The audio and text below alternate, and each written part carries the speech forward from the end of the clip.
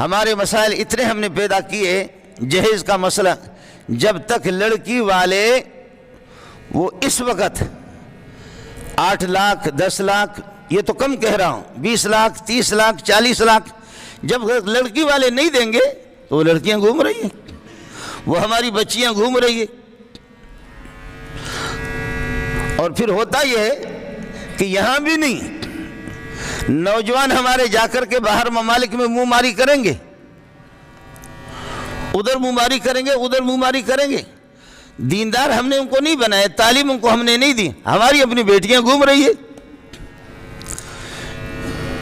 یہودی عورتوں کے ساتھ نکاح کی اجازت ہے، 6 پارے میں اس کا ذکر ہے، والمحصنات من المؤمنات والمحصنات من الذين اوتوا الكتاب من قبلكم۔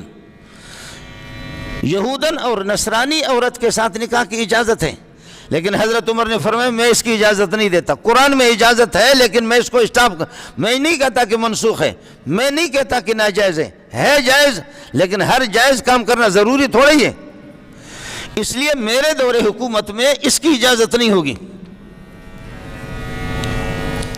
کہ ہمارے نوجوان جا کر کے یہودن اور نصرانی عورتوں سے نکاح کریں، نہیں۔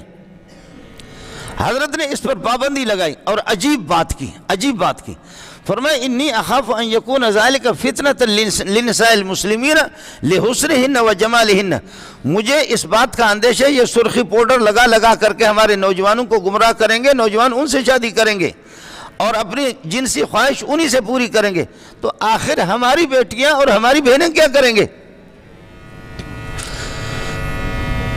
سعودیہ کی آبادی کتنی آبادی ہے؟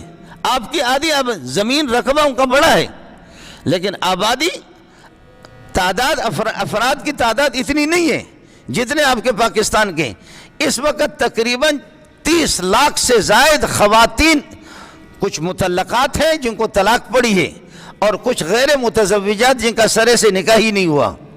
نوجوانوں کے پاس چونکہ تیل ہے تو ڈالر ہے، ریال ہے جا کر کے باہر ملک میں وہ کریں گے۔ اب کسی بلوچ سے نکاح کرنے کی اجازت نہیں، اجمی سے نکاح کی اجازت نہیں، پٹھان کو اجازت نہیں ہے کہ وہاں پر کسی عربیانی سے وہ نکاح کرے، اور یہ کہ کسی مہاجر کو اجازت نہیں، اردو بولنے والے کو اجازت نہیں، پنجابی کو اجازت نہیں، تو پھر ہوگا کیا؟ آخر وہ انسان ہے، آخر وہ خواتین جب بالغ ہو گئی اور راحت پسند ایئر کنڈیشنوں میں رہنے والے وہ کچھ کریں گے نہیں کریں گے؟